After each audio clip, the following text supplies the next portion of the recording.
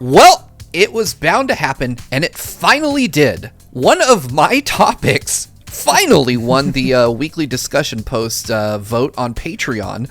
So thanks to y'all for voting this one in. We're going to be talking today about dead franchises that we wish would come back. And I kind of just threw this one out there because I was like, I've had one on my mind for a while. But as you can tell, this is another GVG weekly discussion. I'm joined, as always, by my good friends and GVG co-founders, Ash Paulson and Derek Bittner. And I'm so excited to talk about a topic that is a little melancholy. If only, just bring it back, make it happen.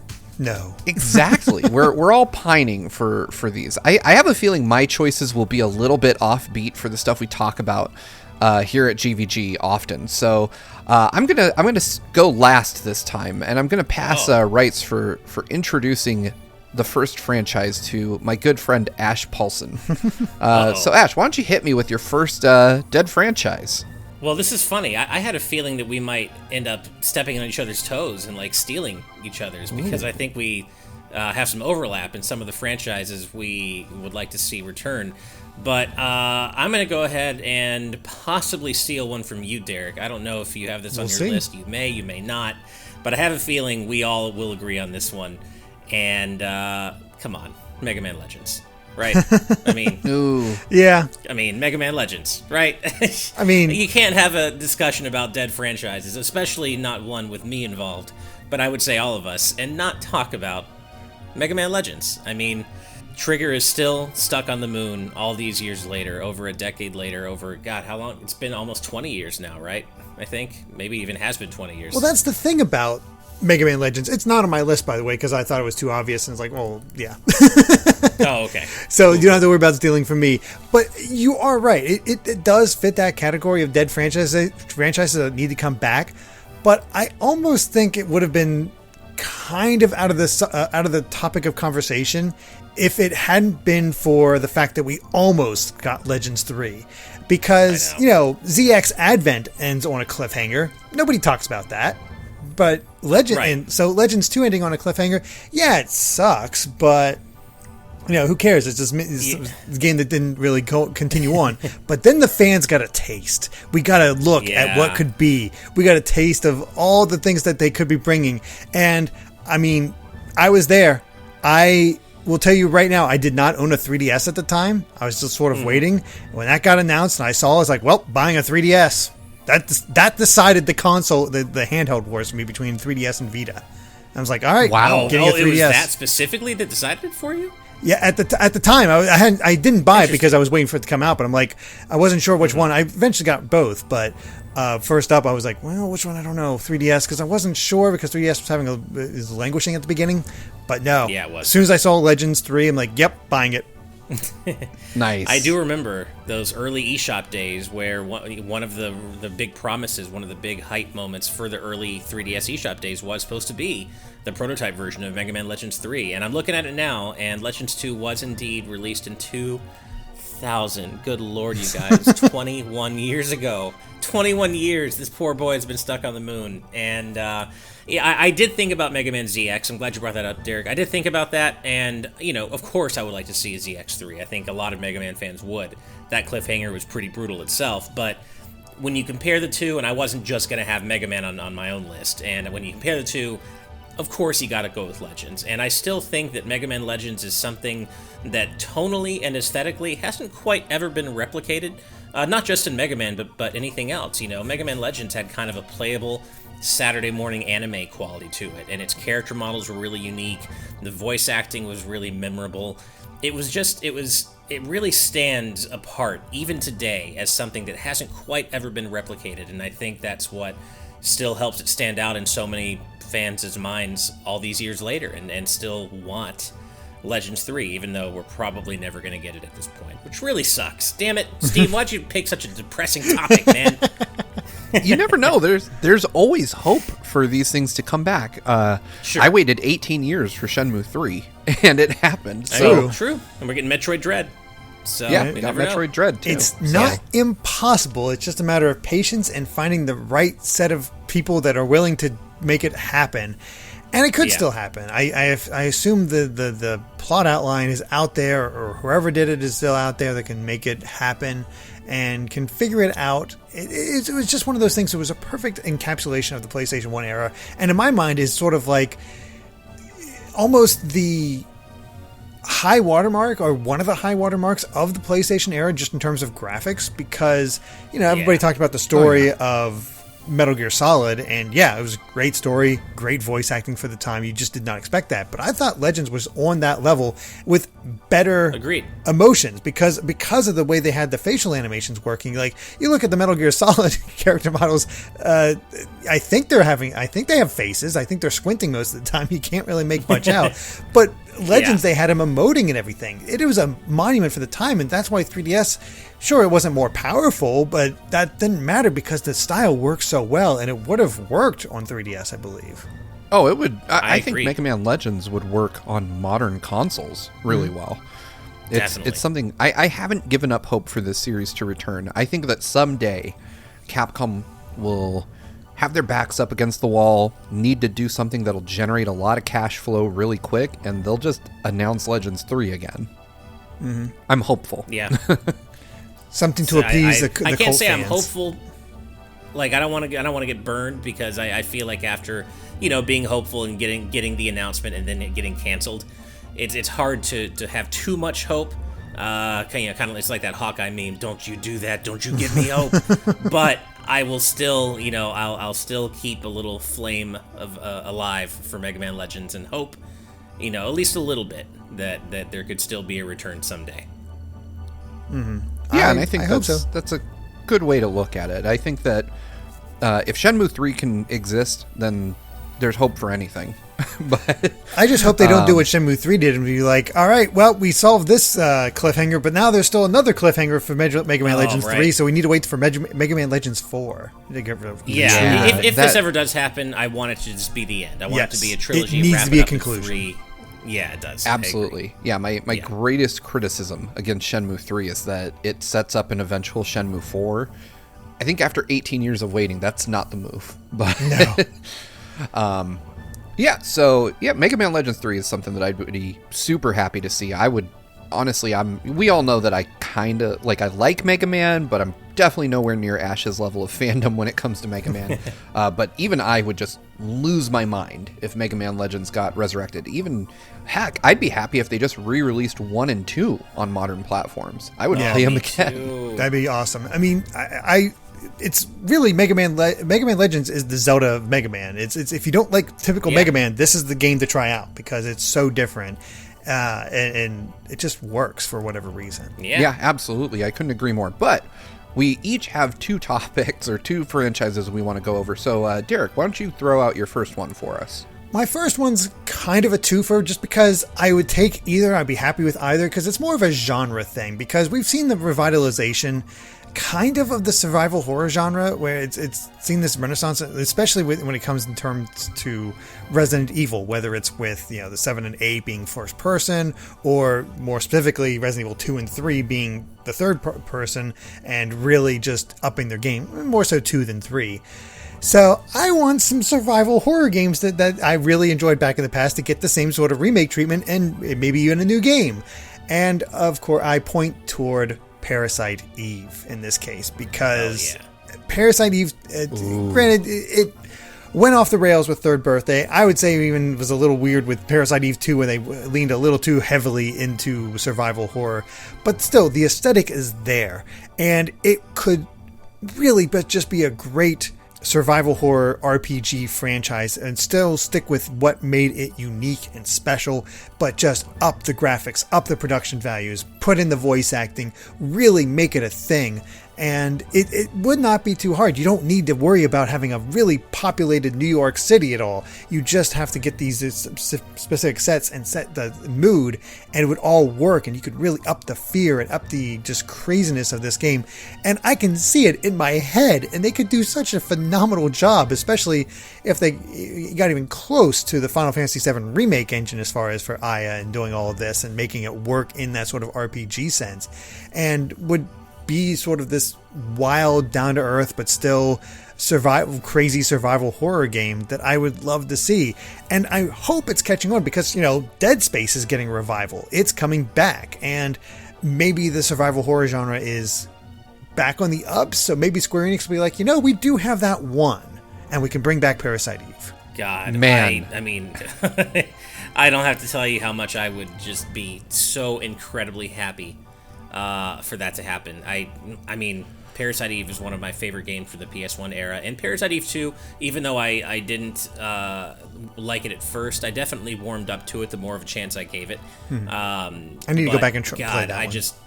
It's good. It definitely leans a little bit too heavily into the Resident Evil style of classic Resident Evil style of like gameplay with tank-like controls and such. But the story ends up being pretty interesting, and once you get through the opening beats of the game, it definitely kind of takes off, I think.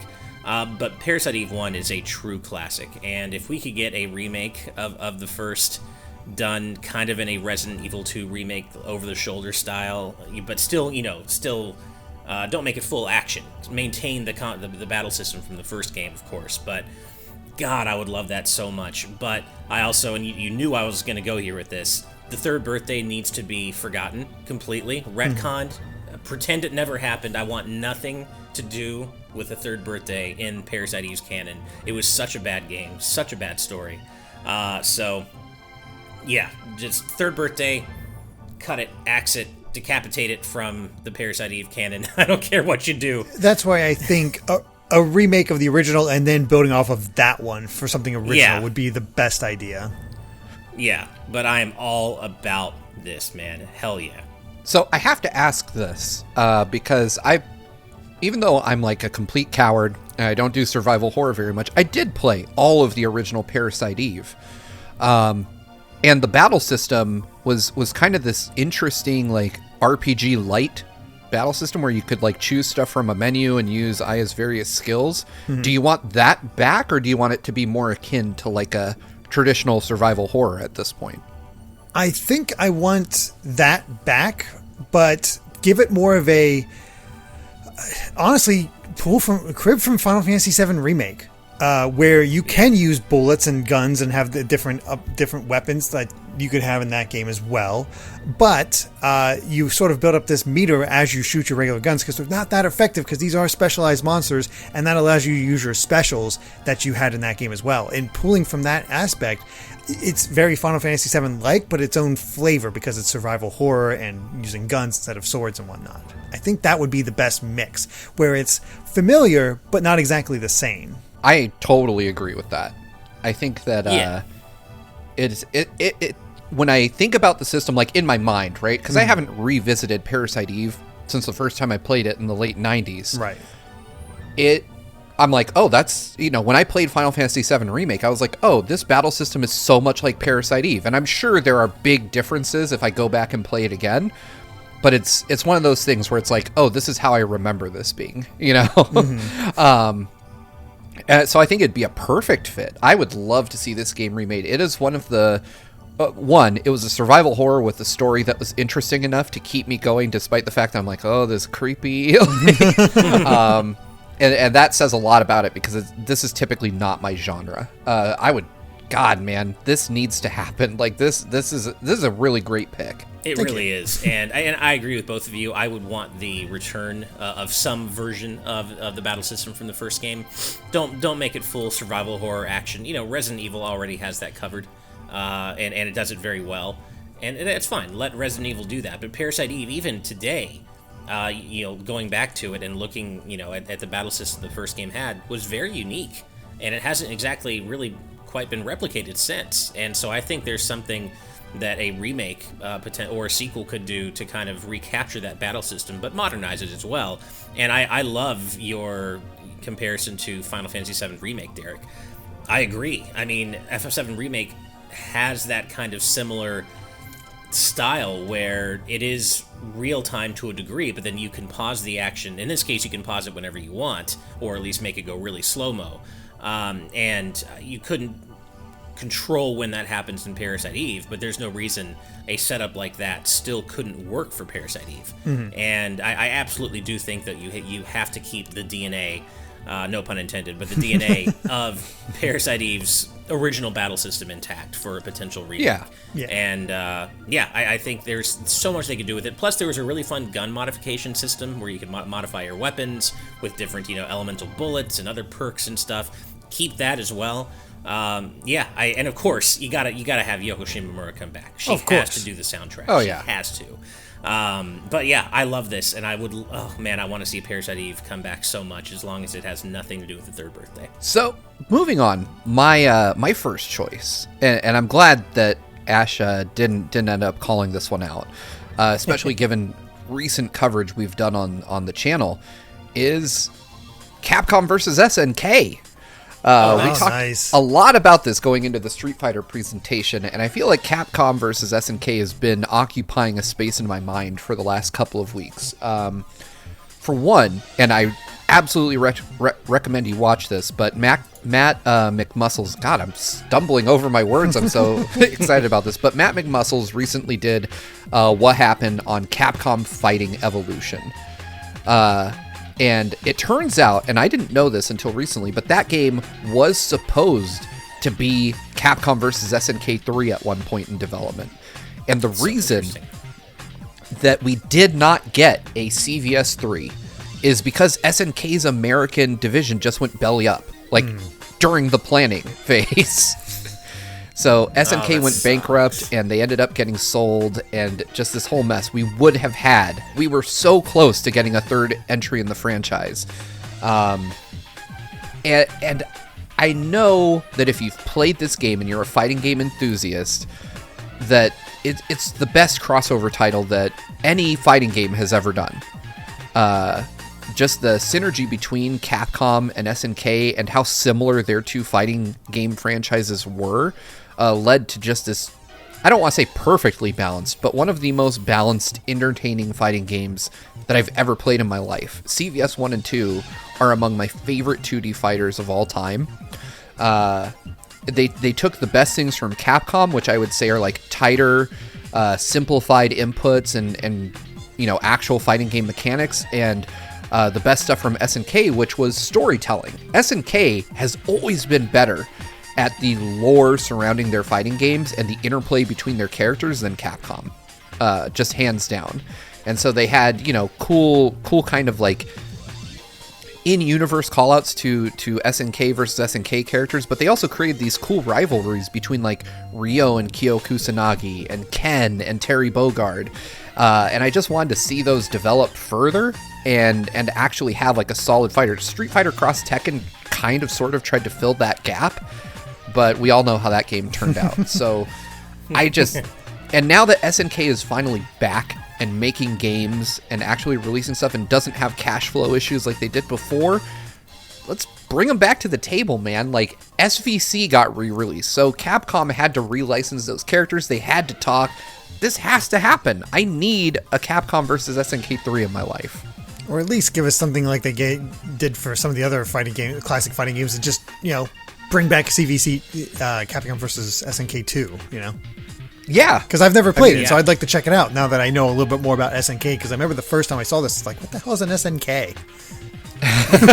Who are these characters? Like, I felt like I had a pretty good breadth of fighting games, but I somehow just missed Fatal Fury and King of Fighters and all that. I'm like, what the heck? I love CVS2. Even to this day, it is such a unique take on fighting games, and I love how you can weight the different characters in your team differently. Like you can like go with one ultra powerful character or 3 less powerful characters and have a whole team. Like there are so many different options with CVS2 and the way you want to approach the game and approach different matchups. My friends and I in college, we would have a weekly CVS2 tournament at one of their apartments. I never won a single one of them, ever. But it didn't matter, because I was having so much fun regardless. And I really love this game. The sprite work is great.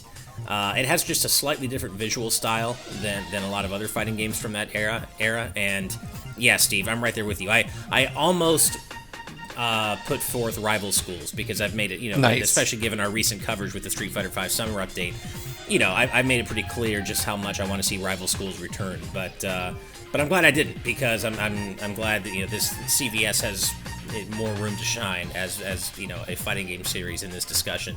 And yeah, I mean, CVS is awesome, and I couldn't agree more. I'd love to see it return. Having CVS 2 re-released on modern platforms would be a dream, I think, and if that led to a new game in the series, even better. Like, I love this idea. Yeah, I think and it should be technically easier than ever to pull off. I mean, Capcom and SNK are both using 3D models now for their 2D fighting games, which, though it's not how I'd like to see CVS 3, it does make it easier. Like, animation of 3D models is, from my understanding, far simpler than doing 2D models. And I don't think, while I don't love the look of Street Fighter V, I don't think, for instance, Street Fighter Cross Tekken, I don't think that looked bad at all. I thought that was a pretty good looking game.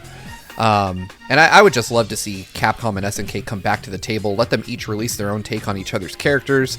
I think that's what everyone wanted, and that's why Street Fighter Cross Tekken generated the hype that it did. Not saying that Tekken doesn't deserve hype, but I think everyone kind of, thought, wow, CVS 2 was so good, I'd love to see that. But at this point, yeah, it would take anything. It doesn't necessarily have to be a CVS 3. If we got CVS 2 ported to modern consoles with rollback netcode, and man, that would be... I used to be the type of fan that bought like specialized controllers for fighting games and all this other stuff. I've since calmed down on that, but a CVS 2 re-release would absolutely bring me back in the fold for that type of stuff. It would push me back into the FGC in a way that I haven't been in years. Nice. That's awesome. Nice. Yeah. So, moving forward, CVS 2, please come back. CVS 3, you'd be great too. But Ash, what do you have for your second choice for a dead franchise that you'd love to see revived? So my second choice is just Bandai Namco, the whole developer. There's so many dead... I'm kidding. I know I can't do that, but while I was like, trying to decide different, different series and stuff, I kept coming back to so many different Bandai Namco franchises that seem to be dead and that I want to come back. I've talked at length about Klonoa, right? I've talked at length about Ridge Racer. But neither of those is what I'm going with today, because I have talked at length about them. I want to talk about a series that I haven't talked about quite as much, either on TNT or various discussions, that I also miss a lot, and that is Xenosaga. I loved that series so much back on PS2, despite how uneven it was. There were 3 games. It was supposed to be 6, and because of, I think, ballooning development costs and disappointing sales, the decision was made to cut it in half from 6 games to 3. And so, episode 1 was definitely a product of its time. Cutscenes that were incredibly long, maybe, gameplay segments that were a bit too limited. Kind of a strange game in hindsight, but still one that I enjoyed, and it set up all the story beats that would then, really go on to take off in the other games. Episode 2 had this weird change in art style and tone that didn't quite resonate, and they changed some of the main voice actors, but the story was really interesting, and it kept all the key players moving in interesting directions. But then Xenosaga 3 arrived, and it was like the series finally hit its stride. Xenosaga 3, to my mind, is one of the very finest JRPGs on the PS2, period. It is such a damn good game. And it hit the right balance. They nailed the art style. It was a nice mix between the hyper anime look of episode 1 and the probably too realistic look of episode 2. The battle system finally hit its stride. The story really culminated in genuinely interesting ways. Like, this is one of those rare games that actually delivers on answering so many of the questions it poses in the game, in the preceding games. And so by the end of episode 3, you feel like you've been on this incredible journey, and so many of the questions you wanted to be answered were answered. But it still leaves kind of like a what if sequel hook at the end. Like, what if they did finish the series? What if they did actually get to do all 6 games? And I don't think I need to tell either of you how popular some of the characters from that series still remain today. People still want Cosmos in Smash to this day. She's such a popular character, and that's to say nothing of characters like Shion and Junior and Albedo, and just, it had such an interesting cast. The music was great, And this was just a series that I think was died before its time. And I get, money talks. I get that they had to cut it in half because of budgeting issues and such, and I get that. But it is such a shame because given how tremendously Episode 3 was able to deliver on all the build-up in Episode 1 and 2, I can only imagine what they could have done had they had the opportunity to stick to their original plan and do all 6 games. Would Episode 5 have tied in with Xenogears at all? Probably not, but maybe there would have been at least some outside references to it, because as we all know, Xenogears was, the Episode 5 of that version of the Xeno universe. Yeah. So, it wouldn't have tied directly into it because, of course, 2 different developers. But man, I would love to have seen the team's original vision brought to completion, and I don't see that ever happening. Maybe we'll get an HD, trilogy re-release, and I think that would be pretty cool too. I don't realistically ever expect the Xenosaga series to ever come back to prominence or ever be finished in that sense. And in a way, it was finished because Episode 3 ended up being the new end of the series. But again, it still leaves it open for the possibility of what could have happened after that, what could have happened going forward. And I love this series, and I haven't talked about it nearly as much as I have Ridge Racer and Klonoa, so I figured I would talk about that today. I've never played beyond the first game. I own all 3, but I've never played beyond the first game just because I got kind of worn out from the length of the cutscenes at the time. Don't blame you. So it just didn't quite click with me. But I feel like now is almost a prime opportunity for Monolith Soft to return to Xenosaga just because of the popularity of Xenoblade. And if they could rework it and unify the graphics, I think it could be much more popular now than it ever was back in the day. Because now they have a vision. Now they have something that works for it. They could rework the battle system and be something a little bit more modern, not so much the turn-based that they used, which was fine at the time, but I don't think it's quite going to be the pull that it is. But they bring in like the Xenoblade style system with the characters, and all of a sudden I think things might start clicking for people, and especially with Cosmos appearing in Xenoblade 2, just as a nice little Easter egg and whatnot. I think it would get enough interest in there because new Xenoblade fans are probably curious a little bit, learning about the history of the series. What is Xenosaga? What is that all about? And learning more about it. So I don't know if they'll ever get the opportunity to do it or somebody else to be put on it, but if Monolith himself ever got the opportunity, I think they could make it much more interesting than it ever was back in the day and really unify that vision and make it work, and maybe even have it all come to a head. The thing is that I think they could easily look at it and be like, okay, we need to trim this, move this here. Basically, it's an editor's cut. It's like, okay, we know what we're trying to do this time. Let's trim the fat, and I think make it a much stronger product. Absolutely. I've stayed quiet for most of this just because I'm not fully up on my Xenosaga lore, but I personally as a fan, I've bounced in and out of the series over my life. Like I played all of Xenogears. I thought that was a great game. I really enjoyed it, even though clearly rushed near the end of it. But and then my brother played Xenosaga on my PS2, like the first one, and just like Derek, I never got to even see the sequels. But I've since kind of come back to the franchise, if you will, with Xenoblade on the Switch, right? As I think a lot of people probably have. I think the Xeno franchise has done fairly well for Nintendo, and I would love to see these games just kind of get the weird timeline around these games kind of untangled. As someone who follows games and reports on games, I have no clue what is going on with this franchise and its history. So I would love to see more from them. And I think that, like you guys said, Cosmos is an incredibly popular character. I think Monolith Soft has done a great job raising the profile of this franchise overall.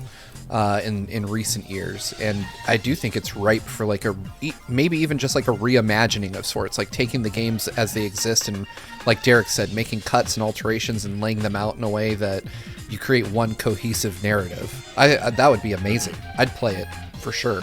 Mm-hmm. I think episode 1 would require a lot of nips and tucks. I think that would be the most difficult part of all this. Is episode 1, I don't think is aged very well. Like I said, it's very much a product of its time. Far bigger focus on cutscenes than actual, interactive gameplay segments. There's a weird lack of music in a lot of the gameplay segments, and it's a very odd game, and I think that's the one that would probably require the most reworking.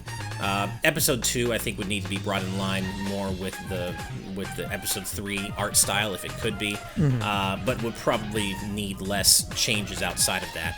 Episode 3, just give it new textures and up-res it and just make it prettier for the HD era. That game is just about, to my mind, perfect otherwise. It is such a damn good game, and talk about one of the most satisfying endings ever, despite the fact that they cut it in half. Monolith is really good at their endings. Yeah, no, it's amazing. The fact that they had to cut it in half and still were able to deliver such a tremendously satisfying ending that wrapped up so many of the questions they had posed. It was really impressive stuff. So maybe one day Monolith Soft will revisit it. There's clearly a desire for that. People still routinely ask for Xenosaga HD remasters, and so who knows? Maybe it'll happen. There were those weird DS ports, right? They did a They DS squeezed 1 and 2 together on the DS, which I have no idea how, but there you go. Yeah, me neither. That was weird, but yeah. So I don't know. Hopefully they'll revisit it someday. But I love that series to death. And Bandai Namco, I love your anime games. It's cool that you have so many great anime licenses. That's awesome. Keep doing those. But God, you have so many cool legacy IPs that you should be doing stuff with, man. Come on. Mm-hmm. I would love to see more from. I feel like a lot of publishers are forgetting their legacy when it comes to these old franchises and stuff. Sega being one of the prime candidates for finger pointing in that direction. But we're coming up here. So Derek, what's your second pick? Let's talk about your next franchise. Well, I was trying to look it through, and I was trying to think of something a little different that I don't really talk about ever. And honestly, didn't even play through the game that I want to see revived, because I enjoyed what I played. I just ran out of time for it, but I did really enjoy what I played. But I know you're a fan of it, Steve, so I think you'll appreciate this one. Ooh. Especially with how popular Yakuza is, and how popular Judgment is, and people are taking notice of the franchise more. Oh, I know. It's a wonder that this game hasn't taken off a bit more, just in retrospect, or maybe they just people don't know about, which is probably the more likely answer.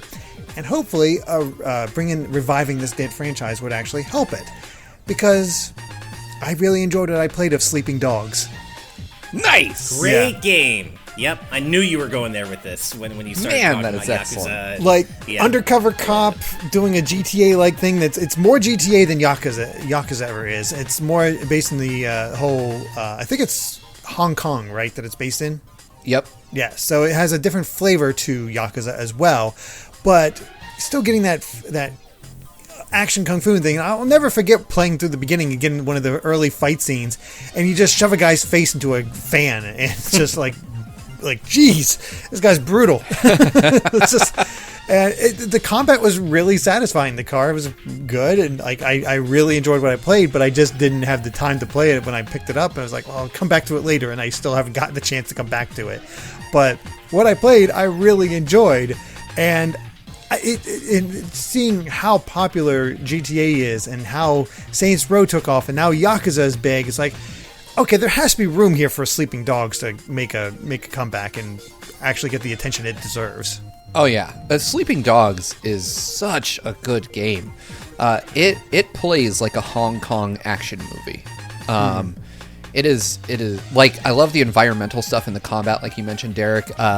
One of my favorite things about this game, and it's just wild. It's like out there. If there's a ridiculous series of side quests you can accomplish, that when you finish them, you essentially have like your own version of the Batmobile at the end, where like you have a car that like shoots rockets and has machine guns and all this other wild stuff. But and that's fun tangential stuff. But beyond that, like you said, the fighting is so excellent. Like it does hand-to-hand combat better than any other like GTA like game that I've ever played in my life. The environmental stuff is really cool, and I love the fact that you can train the main character in Kung Fu to like make your moves better and increase your stats. And you could buy, I want to say there's like one of those Kung Fu training dummies in your apartment, and you can play like this mini game that levels up your speed. I ended up grinding that thing out till I maxed out my stats. But Nice. yeah, it's an awesome game. It's a shame. If I remember correctly, the developers folded like shortly after this came out. That's such a shame. Yeah, well, it is a damn shame because I didn't finish the game, but I played a lot of it, and I really, really loved it. And apparently there was a sequel in active development shortly after the original game came out, but as you said, the United Front, the developers, did eventually fold. But in early 2013, they were working on a sequel, and it was going to pick up after the original game and follow Wei Shen. Wei Shen would be the playable character, the main protagonist again. He would have a corrupt partner. The player could have arrested any NPC in the world to influence a branching storyline swapping between Shen and his partner. Oh my God. That sounds cool, and I really wished that would have happened. What's really interesting about this, though, apparently there was going to be a film adaptation, and you would think that that's off the table now, but two cool things. One, Donnie Yen was going to play Wei Shen.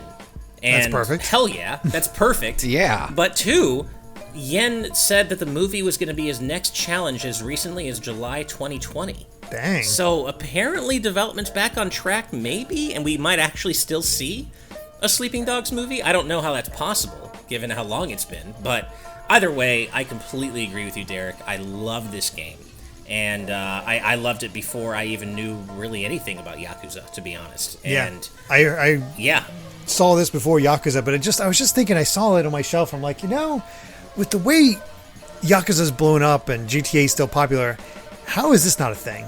Especially because it's set in China. Like that's a big thing now. So you think they'd be all over that as a nice thing to do, but apparently not quite. So maybe. I doubt it. This is probably the least likely in my opinion, but you never know. Right. Crazier things. I don't know. We'll I was going to say my next one might be less likely somehow. I got to hear it then. Let's hear it. I was going to say, at least maybe we'll somehow find ourselves doing a post Sleeping Dogs movie discussion at some point in the future. Who knows? But but yeah, I love this game. So right on. If that movie's story is nearly as dark as the story of the game, that'll be one hell of a good movie. Yeah. Nice. All right. So my next one is from another developer that seems to have abandoned a franchise, and I actually pointed the finger at them earlier in the discussion. It's a Sega game, and you might. I have to put an asterisk on this one. So the franchise that I'd love to see come back is Phantasy Star. And I know I've played a ton of NGS. That is technically a Phantasy Star game. But my argument here is that I don't want Phantasy Star on. I'm not counting Phantasy Star Online. I feel like that is far enough removed from Phantasy Star to be its own separate franchise at this point. I'm talking about the JRPG series Phantasy Star, which saw its last entry on the Sega Genesis. So, for those of you that don't know, it is. So really is wild, being a Sega kid growing up, I never played Final Fantasy. I didn't get into Final Fantasy until the tail end of the Super NES era, and I got an SNES really late, maybe 2 years before the N64 released. And so I grew up. My first RPGs, my experience with role-playing games was through the Phantasy Star series. And I gotta admit, I was kind of spoiled. I know a lot of people really, love Final Fantasy, but just the stakes in the Phantasy Star series are so incredibly epic.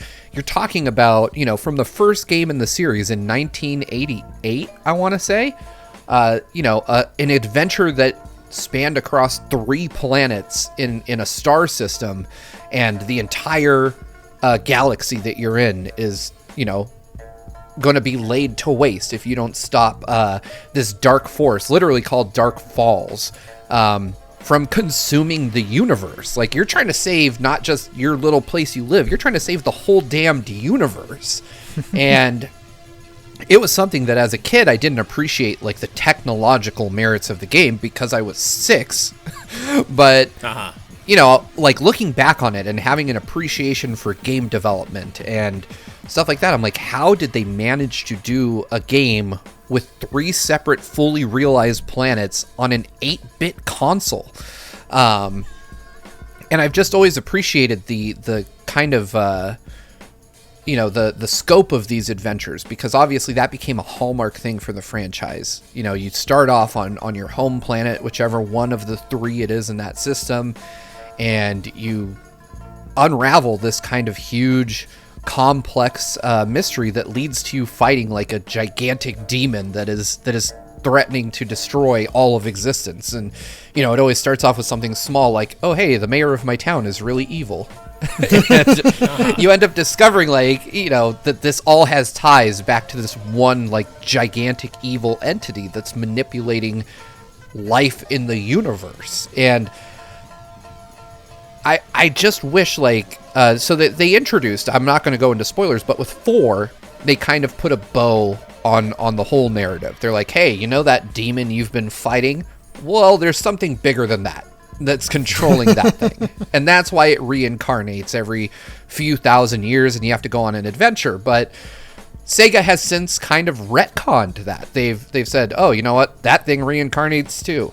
So, oh my God. But they've only done that in the PSO franchise. So there's room now canonically for them to go back to making like full-scale JRPGs. And I gotta say, I mean, these games have historically just been so well written, and I love the fact that this was one of the earliest examples I could find of like an RPG just starring a female protagonist and her being like a female hero of legend that everyone reveres throughout time.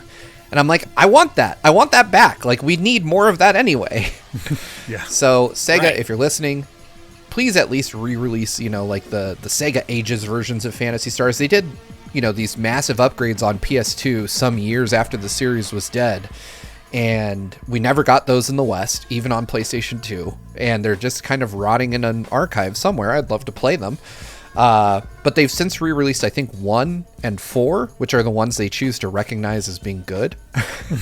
Although I will argue that 2 is very good. It did the whole, like, major character dying well before Final Fantasy VII pulled that. And 3 is kind of bad. I'm not going to lie, 3 is kind of bad. But Fair enough. I feel like they've created enough new in-universe lore through the online version of the franchise to give us, like, a fully realized Phantasy Star 5. Like, if Metroid can count to 5 after all this time, so should Phantasy Star. And I am just dying to see it. I think that makes a lot of sense, because Sega having an RPG besides, the stuff from Atlas works. And I think you can probably take some of the battle system ideas from Phantasy Star Online and kind of adapt them and make them work for an offline game and just make it more story focused and do something more with it. I don't know. It feels like a missed opportunity that they're not going for this. They're sticking to online because not everybody plays MMOs. So giving it a chance to expand and do something else. Really what I'm getting from us is that we like space RPGs. That's true. Yeah, that's true. I have not had the benefit of getting to play the classic Phantasy Star. Yeah, I haven't games either, to be because honest. As you guys know, I was more of a Nintendo kid until I got a Sega, I got a Genesis a little later on, Sonic 1 and Sonic 2. But I didn't really get into JRPGs proper until I played FF6. And by that time, I didn't really think to go back. I just missed the boat on Phantasy Star. I had heard about it, of course, but I just never really got a chance to be exposed to it. And I've always wanted to. I've certainly dabbled in them in the Sega Genesis Classics collection, and I can see what you mean, Steve, especially about the first game.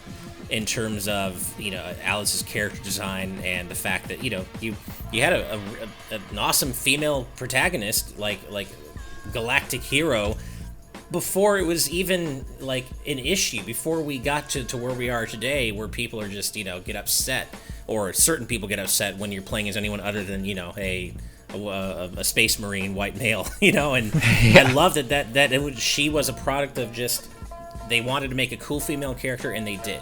It didn't matter that they didn't set out to design a cool female character. They just designed a great character, and she happened to be a woman, and that's awesome. And it's yeah, I see what you mean about how forward thinking the series was at the time.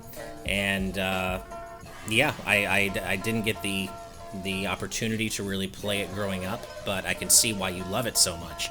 And I think it would be really cool if they brought Phantasy Star proper back separately from PSO. I think that, you know, it's a series that is I mean, it's just for folks that didn't have an NES, I think it's the best RPG series you could have been playing at the time. I would put it up against Final Fantasy, at least the older ones, but I think that's a matter of personal preference. Right. Really quick, Steve, I have to mention this. As surprised as I'm not that you chose Phantasy Star, I was going back and forth. I was hemming and hawing because I really wanted to put Chrono on my list, but I was like, I don't want to step on his toes. Maybe he'll put Chrono on the list. Neither of us did, and we should be ashamed of ourselves, man. You know, it was similar to my line of thinking with Derek. I was like, Ash will probably say Chrono Trigger, so I'm not going to do it. That's so funny how that worked out. Yeah. Yeah, but yes, you just got to go for what you want. Yeah, also for discussions like these, I wanted to go out of the way to talk about franchises that I genuinely wish everybody would talks return. about Chrono Trigger. Right. Sure, that's true. Yeah, absolutely. Well, with that said, yeah. That wraps up this weekly discussion. I hope you enjoyed hearing us talk about all the franchises we wish would return. Maybe some of these will someday. Probably not, though, unfortunately. But maybe. Anyway, if you want to be able to vote on our weekly discussion topics, you can head on over to patreon.com/gvgaming, where you can find out more about our tiers and the special perks that we offer. At the producer tier and above, you get to vote on what the topics of these weekly discussions will be. This one won by a landslide. It's the first time I ever won. I'm super happy about it. But right now, we're about to do another poll, so if you're interested in joining that, again, patreon.com/gvgaming is the place where you can do that. Thank you so much for listening to this weekly discussion. If you enjoyed this, please consider liking this video and subscribing if you're listening to this on YouTube. And we will see y'all next time. Bye.